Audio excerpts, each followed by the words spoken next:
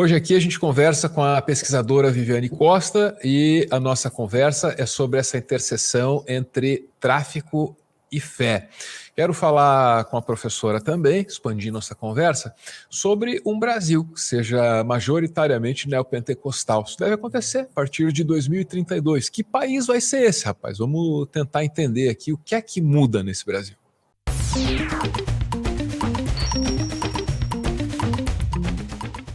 Estou aqui com a Viviane Costa. O Brasil é um país de fé majoritariamente católica. Aí em 2020 a gente recebe essa pesquisa, aqui noticiada pela Mariana Zilbercan na revista Veja, com a projeção de que evangélicos ultrapassem católicos em 2032. Esse é o levantamento mais recente que eu conheço, né? E aí, como é que se reorganiza a sociedade brasileira? O que acontece com a nossa política? São assuntos que eu quero explorar aqui com a Viviane. Ela é autora deste livro que eu vou mostrar agora, Traficantes Evangélicos, Quem São e a Quem Servem os Novos Bandidos de Deus. Então, eu olhando aqui para a obra da professora, sobretudo nesta palestra, quero indicar sempre Os Donos do Rio, Tráfico, Religião e Estado. Está aqui no YouTube, pelo grupo Nina Simone. Olhando para o trabalho dela, a gente percebe que tem implicações, a fé, em setores assim da sociedade que você nem imaginaria, tipo o tráfico, né? Aliás, deve ser meio incômodo para a professora explorar essa interseção, porque as pessoas não querem nem imaginar que existe, né, essa aproximação entre crime e religião, enfim. E eu quero saber o que muda na sociedade brasileira como um todo, professora. A gente já está sentindo essas mudanças? A professora observa isso? Já tem mudado, né? Se eu não me engano, essa manchete que você mostra é o compartilhamento de uma projeção do Eustáquio, que é um pesquisador que aponta que a gente vai ter, em 2030, uma maioria evangélica. Na verdade, a gente já tem uma maioria evangélica em algumas regiões do país, em alguns lugares do país, os evangélicos já se apresentam como maioria.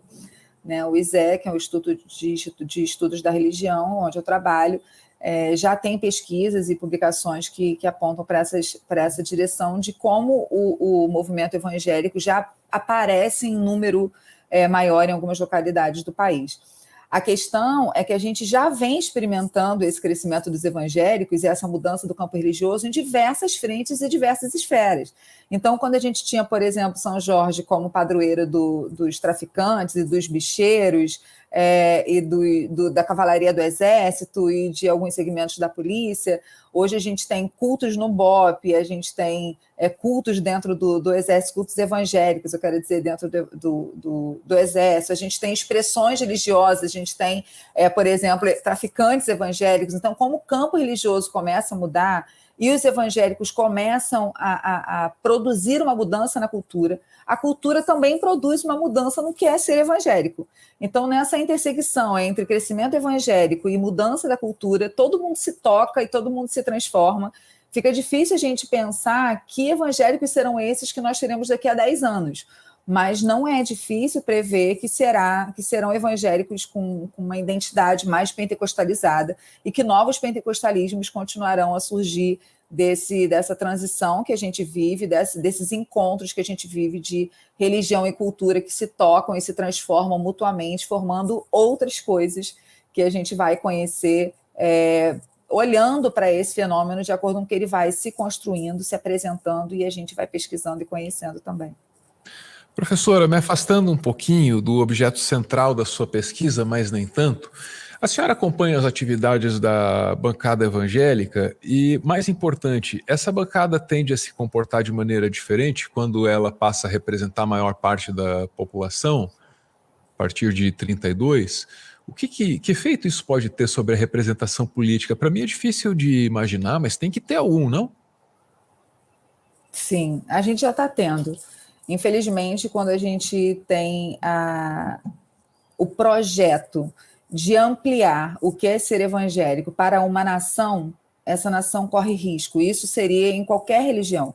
Quando qualquer religião tem um projeto de poder, e a gente sabe que a gente vem de uma estrutura política que tem uma participação católica desde a sua fundação, desde a sua organização.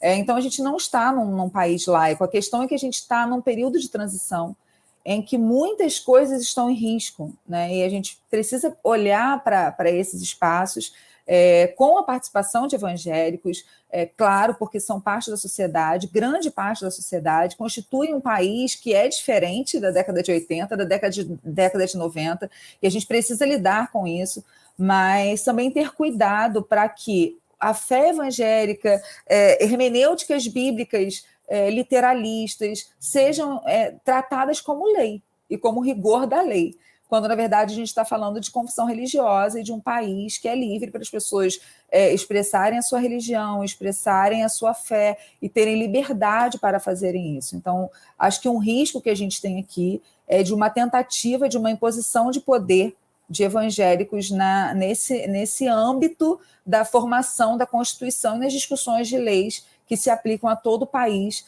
quando a gente está falando de um país diverso, de um país religioso, em que todas as pessoas são livres para declarar, para expressar e para viverem a sua fé com liberdade e com segurança.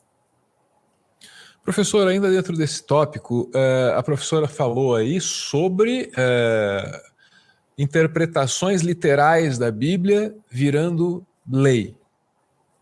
Sim. Soa bem perigoso. Que exemplo a gente pode ter disso? Que a professora também usou uma palavra aí, hermenêutica, soa complicado. Eu só queria que a professora se pudesse explicar para a gente a grandiosidade do que a professora está falando, porque não é uma coisa banal. Quando a interpretação literal de um mito da criação, por exemplo, norteia como deve ser a educação, né? Porque o mito da criação, por exemplo, professor, é uma coisa muito bonita, de um simbolismo tão maravilhoso que inspira a gente, né? Aí você pega aquilo, interpreta de um jeito literal, quer dizer, houve lá uma costela, uma maçã, eles não são símbolos, eles são materialidade histórica, né? Puxa vida, professor, qual é o risco disso? Eu acho importante a gente lembrar aqui que o mito da criação ele não está somente na narrativa bíblica, né? O mito da criação ele aparece em outras expressões religiosas. Então, o mito justamente dá conta de dizer aquilo que a gente não conseguiria dizer de outra forma. E ele explica para aquele grupo religioso, seja um grupo afro-religioso, seja um grupo católico, seja um grupo evangélico, como essa criação de algo tão extraordinário é possível ser compreendido e explicado. Então, o mito vem nessa direção e não é exclusivamente bíblico, católico ou protestante. Né? Acho importante a gente dizer isso. Mas por que a participação do texto bíblico já está na participação aqui da educação? Porque nós não somos um país laico. Se nós fôssemos uma nação laica, nós não teríamos essa discussão agora, por exemplo, depois de tanto tempo da nossa aspas, muitas aspas, descoberta. Então, quando a gente pensa sobre literalismo bíblico, eu acho que já tem um perigo, porque a gente sabe, nós que somos evangélicos sabemos que existem muitas denominações no campo religioso evangélico. Quando a gente olha para o Brasil, a gente tem muitos evangélicos com muitas identidades, com muitas leituras do texto bíblico. Por exemplo, os presbiterianos são cessacionistas, que quer dizer o quê? Eles não acreditam mais nas manifestações dos dons na atualidade. Os pentecostais não, os pentecostais acreditam na manifestação dos dons agora. A gente vai comemorar agora no domingo o dia de Pentecostes, né? Que o Espírito desce sobre toda a carne, empodera homem, mulher, preto, pobre, branco. Então, as pessoas que são enfermas, que estavam marginalizadas, distantes desse lugar da religiosidade oficial. Então, nós temos aqui muitas formas de ser evangélicos, e quando eu falo do texto literal, é na tentativa de entender que a nossa leitura literalizada da Bíblia, ou seja, não contextualizada, é a única leitura possível do texto bíblico. Então, se eu sou uma assembleiana, eu acredito que a minha forma de ler a Bíblia, literal, sem contextualizar, sem trazer esse texto para a atualidade, sem pensar em que momento ele foi escrito, para quem ele foi escrito, por que ele foi escrito, e pensar agora como esse texto chega para quem lê, como esse texto chega para quem ouve, como essas novas teologias são construídas a partir dessa experiência de leitura. Se eu não penso isso, eu excluo todo mundo que pensa diferente. Isso cria um problema, né, dentro do movimento evangélico, porque é uma leitura exclusivista, eu excluo todo mundo que lê diferente de mim. Então, tem o problema da literalidade, que não considera os contextos, tem o problema da exclusividade, que só considera que aqui é o que se aproxima do fundamentalismo, que só considera a leitura da verdade bíblica, aquela que é a minha leitura, ou que é a leitura do meu grupo. e tem o risco de querer levar isso para um projeto de lei, que é o que a gente tem visto o tempo inteiro nos últimos anos, que é de fazer com que o país precise cumprir e se submeter a uma lei que é pensada a partir dessas leituras.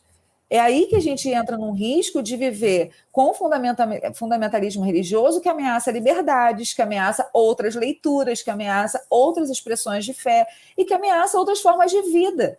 Porque se nós somos evangélicos, a Bíblia é a regra de fé e prática para nós que somos evangélicos. Ainda assim, com toda a diversidade e toda a multiplicidade que esses contextos permitem nas leituras do texto bíblico. Mais ou menos por aí.